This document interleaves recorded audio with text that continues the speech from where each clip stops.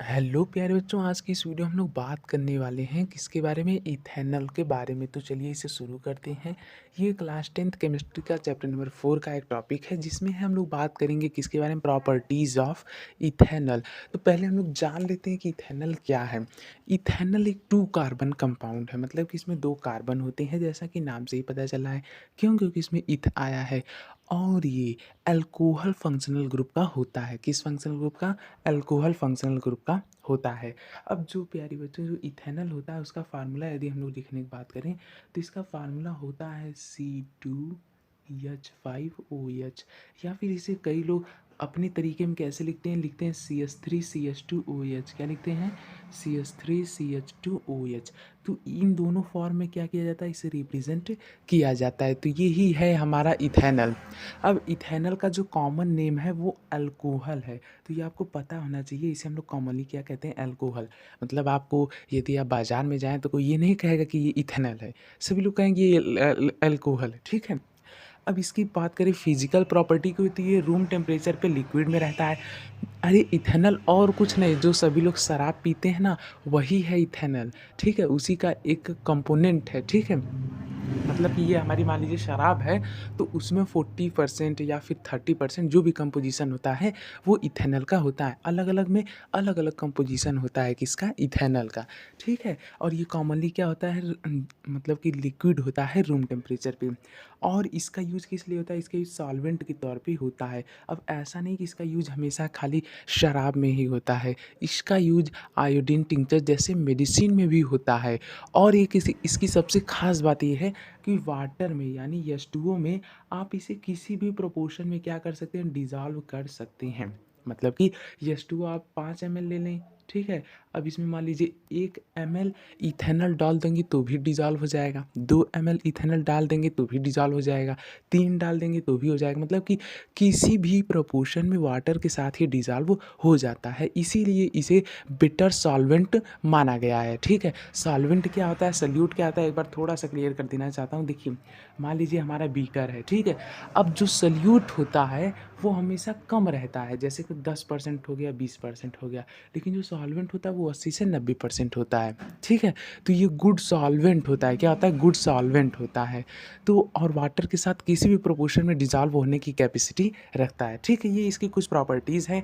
तो basic property क्या है? इसे कॉमनली हम लोग अल्कोहल कहते हैं, liquid at room temperature, good solvent है, वाटर में ध्यान रखिएगा, वाटर में किसी भी प्रोपोर्शन में डिज़ॉल्व हो जाएगा, ठीक है? अब हम लोग बात करते हैं इसके रिएक्शन। तो इसका रिएक्शन जब सोडियम के साथ, ये स्मॉल ए रहेगा, ठीक है? तो इसका रिएक्शन जब हम लोग सोडियम के साथ कराते हैं तो हमें क्या मिलता है? देखिए यही है इथेनॉल। यहाँ पे CH3CH2OH वाले फॉर्म में लिखा है। तो इथेनॉल का रिएक्शन जब हम लोग सोडियम के साथ कराते हैं तो ये सोडियम इथॉक्साइड देता है। सोडियम इथॉक्साइड क्या होता है? बेसिकली जो OH है ना, OH है, तो इसमें से एच को हटा दीजिए। एच को यदि आप हटा दिए और यहाँ पे Na लगा दीजिए, ठीक है? तो ये माइनस था, ये प्लस हो गया, तो यही हमारा हो गया सोडियम इथॉक्साइड। एक बार फिर से चलिए थोड़ा सा डीप में इसे समझते हैं कि कैसे हुआ है। देखिए बेसिकली बात ये है कि जब हमारा रिएक्शन होता है किसमें, CH3CH2OH, जब इनका हम लोग रिएक्शन कराते हैं किसी सोडियम से, तो हम लोग ये जानते हैं कि ऑक्सीजन जो है वो बहुत ज़्यादा इलेक्ट्रोनेगेटिव एलिमेंट है, ठीक है? ऑक्सीजन बहुत ज़्यादा इलेक्ट्रोनेगेटिव एलिमेंट है। सबसे ज़्यादा इलेक्ट्रोनेगेटिविटी किसकी है? फ्लोरीन की, उसके बाद है ऑक्सीजन की, उसके बाद है नाइट्रोजन की। अब आप लोग कहेंगे इलेक्ट्रोनेगेटिविटी क्या होती है? जिन लोग पता उन लोग तो ठीक है, जिन लोग को नहीं पता उन्हें मैं बता देना चाहता हूँ कि इलेक्ट्रोनेगेटिविटी बेसिकली बॉन्ड फॉर्मेशन करने की आप लोग कह सकते हैं कैपेबिलिटी, कितना ज़्यादा इलेक्ट्रॉन वो खींच सकता है। तो फ्लोरीन के पास यदि बहुत दूर, मान लीजिए कि फ्लोरीन से यदि मान लीजिए जैसे एग्जांपल लेते हैं, जैसे फ्लोरीन से मान लीजिए 2 किलोमीटर दूर एक इलेक्ट्रॉन है, वैसे होता नहीं, मान लीजिए 2 किलोमीटर दूर एक इलेक्ट्रॉन, तो फ्लोरीन से सट से खींच लेगा, ठीक है? अब यदि वही 2 किलोमीटर दूर एक और इलेक्ट्रॉन है और वो किसी और के पास है, जैसे कि मान लेते हैं हम लोग ब्रोमीन के पास है, तो उतना तेज़ी से नहीं खींच पाएगा, ठीक है? अब मान लीजिए कि ये हमारा फ्लोरीन था ना, हाँ, अब मान लेते हैं कि ऑक्सीजन है, उससे 2 किलोमीटर दूर इलेक्ट्रॉन, तो वो भी बहुत ही तेज़ से खींच लेगा।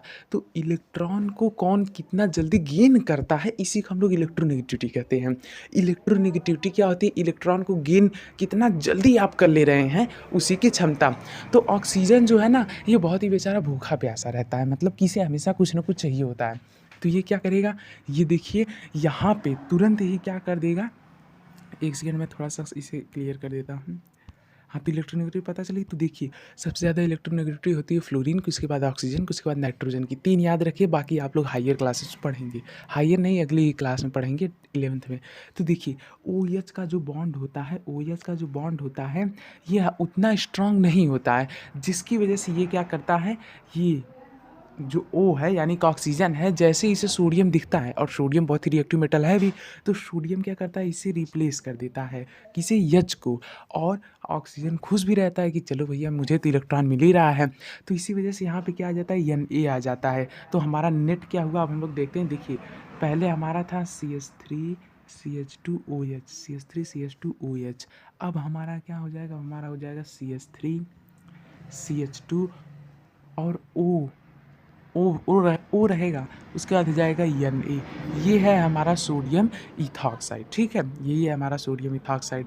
तो मुझे उम्मीद है आप लोग समझ में आया होगा। देख लीजिए यहाँ पे दिया गया है कि ये क्या है, एक ऑक्सीडेशन रिएक्शन है। देख सकते हैं यहाँ पे, आप लोग पूछेंगे O पे तो -2 रहना चाहिए, तो ऐसा क्यों नहीं है? तो मैं आपको बता देना चाहता हूँ, ये जो चार्ज है ना, ये पूरे इस पे है। ये आपको NCERT में इसलिए दिया गया है ताकि आप लोग इसे अच्छे से समझ सकें। अब देखिए यहाँ पे हाइड्रोजन गैस का इवोल्यूशन भी हुआ है, यानी कि यहाँ जो हाइड्रोजन था ना, वो निकल करके यहाँ पे आ चुका है। तो मुझे उम्मीद है आप लोग समझ में आ गया होगा। अब हम लोग बात करते हैं, तो देखिए हमारा रिजल्ट क्या निकला। हम ये देखें कि जब हम लोग इथेनॉल का रिएक्शन सोडियम से करा देते हैं, तो उसका ऑक्सीडेशन हो जाता है, ठीक है। आपसे क्वेश्चन में ये आ सकता है, आपसे पूछा जा सकता है कि सोडियम से यदि इथेनॉल का रिएक्शन करा दें तो क्या होगा? तो आप ऐसे नहीं लिखेंगे कि सोडियम इथॉक्साइड, पहले आपको ये लिखना पड़ेगा कि सोडियम जो हमारा इथेनॉल है, उसका ऑक्सीडेशन होगा और हाइड्रोजन गैस रिलीज होगी, फिर आप ये इक्वेशन देंगे। ये है सिस्टमेटिक तरीका, ऐसे लिखना है, ठीक है। हम लोग बढ़ते हैं आगे। देखिए अब हम लोग बात करते हैं डिहाइड्रेशन ऑफ इथेनॉल। डिहाइड्रेशन मतलब क्या होता है?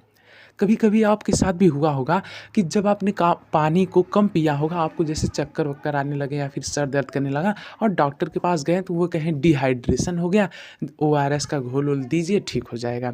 तब आप लोग को पता चला होगा डिहाइड्रेशन मतलब पानी की कमी। तो प्यारे बच्चों, जब कोई भी एक कंपाउंड से पानी क्या होता है, निकल जाता है, वाटर जो होता है वो निकल जाता है, तो उसी को डिहाइड्रेशन कहते हैं। बात खत्म। तो डिहाइड्रेशन ऑफ इथेनॉल मतलब क्या हुआ, इथेनॉल में से पानी निकाल दो। हाँ, निकाल दो पानी। ऐसे नहीं निकलता है यार, जितना आसान है उतना, मतलब जैसा दिख रहा है वैसा है नहीं, मतलब ये केमिकली है, ठीक है। तो देखिए जब हम लोग इथेनॉल में से H2O को निकाल देते हैं, तब उसका डिहाइड्रेशन हो जाता है और वो अनसैचुरेटेड हो जाता है। अनसैचुरेटेड मतलब डबल बॉन्ड, ठीक है, ये अनसैचुरेटेड हो गया। क्यों हो गया, चलिए इसके लिए हमें इसकी स्ट्रक्चर पे जाना पड़ेगा। देखिए 1 2, उसके बाद 1 2 1 2, ये यहाँ पे मतलब जहाँ पे मैं कुछ नहीं लिख रहा हूँ वहाँ पे हाइड्रोजन समझ लीजिएगा, ये है OH, ठीक है। तो देखिए कार्बन का जो सभी बॉन्ड है वो कंप्लीट है, लेकिन जब इसमें से हम लोग H2O को निकाल देते हैं, यानी 2 H और 1 O को निकाल दिए, मान लीजिए ये निकाल दिए और ये निकाल दिए, तब बेचारा ये वाला जो बॉन्ड था, ये यहाँ पे डबल बन जाता है। समझ में आया? ये यहाँ पे क्या बन जाता है, डबल बन जाता है, और ये वाला यहाँ पे ऐसे लग जाता है। तो हमारा नेट कैसा हुआ, हमारा नेट दिखने में ऐसा लगता है, ठीक है। तो ये है हमारा C2H2। तो ये अनसैचुरेटेड है, आप सभी लोग जानते हैं।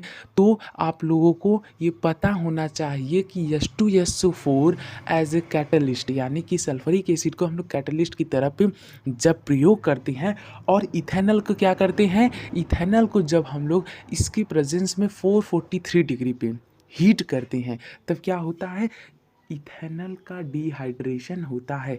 तो आपसे क्वेश्चन में ये आ सकता है कि इथेनॉल का डिहाइड्रेशन कितने टेम्परेचर पे होता है, इथेनॉल का रिएक्शन जब H2SO4 के प्रेजेंस में आए तब क्या होता है। और एक और क्वेश्चन आ सकता है कि H2SO4 यहाँ पे क्या है, H2SO4 यहाँ पे डिहाइड्रेटिंग एजेंट है। अब आप लोग कहेंगे ये क्या होता है? ऑक्सीडाइजिंग एजेंट सुना, रिड्यूसिंग एजेंट सुना, ये डिहाइड्रेटिंग एजेंट क्या है? देखिए, ऑक्सीडाइजिंग एजेंट कौन होता है? जो ऑक्सीडाइज़ कराए। उसी प्रकार से डिहाइड्रेटिंग एजेंट वो होता है जो डिहाइड्रेशन कराए। तो यहाँ पे H2SO4 नहीं करा रहा है। अब आपको एक फैक्ट पता होना चाहिए कि H2SO4 हमारे इस दुनिया का सबसे नंबर 1 क्या है? डिहाइड्रेटिंग एजेंट है। ठीक है, तो मुझे उम्मीद है आप लोग समझ में आ गया होगा। अब हम लोग बात करते हैं अल्कोहल्स इन इंडस्ट्रीज़, ये यहाँ पे ES रहेगा, सॉरी। तो देख लीजिए, पहले हम लोग इन सभी को एक बार और रिवाइज कर लेते हैं। देखिए, जब इथेनॉल का रिएक्शन सोडियम से होता है तो क्या बनता है? Sodium ethoxide. और जब इथेनॉल का रिएक्शन H2SO4 के प्रेजेंस में उसे हीट किया जाता है, मतलब कि डिहाइड्रेशन रिएक्शन होता है, तब बनता है ईथीन, जो कि अनसैचुरेटेड है। ठीक है, अब हम लोग बात करते हैं अल्कोहल्स इन इंडस्ट्रीज़। देखिए, बात ये है कि इथेनॉल जो है वो शराब में भी यूज होता है, और बात ये है कि इथेनॉल इंडस्ट्रीज़ में भी यूज होता है, क्योंकि बहुत बढ़िया सॉल्वेंट है। तो ऐसा क्या किया जाए कि इथेनॉल का लोग गलत यूज ना करें? तो इसी वजह से यहाँ पे मिथेनॉल को ऐड करते हैं। किसे ऐड करते हैं? मिथेनॉल। एक सेकंड में लिख देता हूँ। देखिए, ये है मिथेनॉल। मिथेनॉल जो होता है ये हमारा होता है CH3OH। तो जो हमारा मिथेनॉल होता है इसे हम लोग इंडस्ट्री में क्या करते हैं? यूज करते हैं। क्यों यूज करते हैं? क्योंकि प्यारे बच्चों, सभी लोगों को ये पता है कि मेथनॉल बहुत ही घटिया है। मतलब यदि किसी ने इसका भुला कर भी या फिर भूल करके भी इसे यदि पी लिया तो उसकी जान बचनी बहुत कम चांस है, मतलब वो उसका मरना निश्चित है, आप ये समझ सकते हैं। तो इसी वजह से इसे क्या कर दिया जाता है? इथेनॉल में ऐड कर दिया जाता है। मतलब कि इथेनॉल है, मान लीजिए, ठीक है, मान लीजिए बीकर, इसमें इथेनॉल है, इसी में हमने क्या डाल दिया? इसी में हमने मिथेनॉल भी डाल दिया। क्या डाल दिया? OL वाला मिथेनॉल भी डाल दिया। तो इससे क्या हो गया? ये जहर हो गया। और इसे आसानी से पहचाना जा सके, कोई भी इसे गलती से न पी सके, इसी वजह से इसका कलर कैसा हो जाता है? ब्लू हो जाता है। और इसी वजह से इसे ऐसे ही आइडेंटिफाई किया जाता है कि देखो भाई, वो ब्लू है, उसे पीना मत। ठीक है, उस पर बहुत सारे वार्निंग साइंस लगे होते हैं कि इसे पीजिएगा मत। अब बात करते हैं कि अंदर क्या होता है। मतलब क्या होता है जब मेथनॉल हमारे शरीर के अंदर जाता है? तो जब मेथनॉल का हम लोग इंटेक करते हैं, जब मेथनॉल हमारे माउथ के थ्रू होकर के जब आता है, तो वो हमारे लीवर में यदि पहुंच गया, हमारे लीवर में मान लीजिए यदि पहुंच गया। अब मैं बायो का टीचर तो हूँ नहीं, तो फिर भी मैं कोशिश करता हूँ। लीवर कुछ ऐसे ही होता है ना। खैर, मान लीजिए वो लीवर में पहुंच गया। मान लीजिए वो लीवर में क्या हो गया? पहुंच गया। अब जब वो लीवर में पहुंच जाता है तो वहाँ पे मेथेनॉल, ध्यान सुनिएगा, आप वर्ड का डिफरेंस आएगा। OL वाला मेथेनॉल ऑक्सीडाइज हो जाता है किसमें? मेथेनॉल में, यानी AL यानी अल्डिहाइड में हो जाता है। तो यानी कि जो हमारा अल्कोहल होता है वो अल्डिहाइड में चेंज हो जाता है। और ये हमारी सभी, मतलब कि जो मतलब सेंस होता है ना, जैसे कि हम लोग देखते हैं, मतलब जितना भी ब्रेन वाला वर्क है उसे ये इफ़ेक्ट करने लगता है। इसी वजह से इसका जैसे ही हम लोग इनटेक करते हैं ना, तुरंत चक्कर आता है और मतलब सेंस पावर ख़त्म होने लगती है धीमे धीमे। तो इसी वजह से ये बहुत ज़्यादा हानिकारक होता है। सो बस यही था अल्कोहल इन इंडस्ट्री का यूज। अब एक फैक्ट की बात आती है। देखिए, जो हमारा इथेनॉल है वो शुगर केन से बनाया जाता है। शायद मैंने आपको स्टार्ट में नहीं बताया था। तो ये शुगर केन से बनाया जाता है। तो शुगर केन में सुक्रोज़ होता है। शुगर केन में क्या होता है? सुक्रोज़। अब सुक्रोज़ का फार्मूला अभी आपको जानना नहीं है, फिर भी बता देता हूँ। होता है, देखिए, C12, पहले होता है C12, फिर होता है H22। कितना होता है? H22। इसके बाद होता है O11। ठीक है, ये होता है हमारा सुक्रोज़ का फार्मूला। अब इसको जब हम लोग फर्मेंट करते हैं, यानी फर्मेंटेशन, ये भी एक प्रोसेस है। फर्मेंटेशन क्या होते हैं?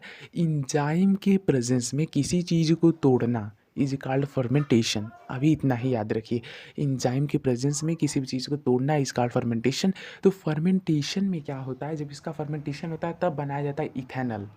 ठीक है, अब मैं आपको ये बताना चाहता हूँ, आपकी एनसीईआरटी में दिया हुआ है कि जो शुगर केन होता है उससे क्या बनाया जाता है? हमारा इथेनॉल बनाया जाता है। और शुगर केन एक इफ़िशिएंट, मतलब बहुत ही बढ़िया कन्वर्टर है। किसका? Sunlight energy into heat energy. मतलब कि मान लीजिए ये हमारा सन है, ठीक है, इसने दिया लाइट एनर्जी, एक सेकेंड, इसने दिया लाइट एनर्जी दिया। तो जो शुगर केन है वो बहुत ही जल्दी ही क्या कर लेता है? इस लाइट एनर्जी को ट्रैप कर लेता है और इसे केमिकल एनर्जी में बदल देता है बहुत ही अच्छी तरीके से। तो ये आपके बुक में फैक्ट दिया गया है। अब एक और फैक्ट सुनिए। जो हमारा अल्कोहल होता है ना, मतलब इथेनॉल, इसे कई कंट्रीज़ अपने अपने कार्स में, एक सेकंड, कार्स में, अपने कार्स में क्या करती हैं, यूज़ करती हैं। कैसे? एज ए फ्यूल, मतलब कि पेट्रोल डाल दिया और उसमें 10 से 20% क्या डाल दिया, इथेनॉल डाल दिया। ठीक है, जिसे हम लोग कॉमनली अल्कोहल कहते हैं। तो अल्कोहल का यूज़ फ्यूल में भी होता है। अल्कोहल का यूज़ जो है वो सॉल्वेंट के तौर पे भी होता है। तो बहुत सारे यूजेस हैं इसके।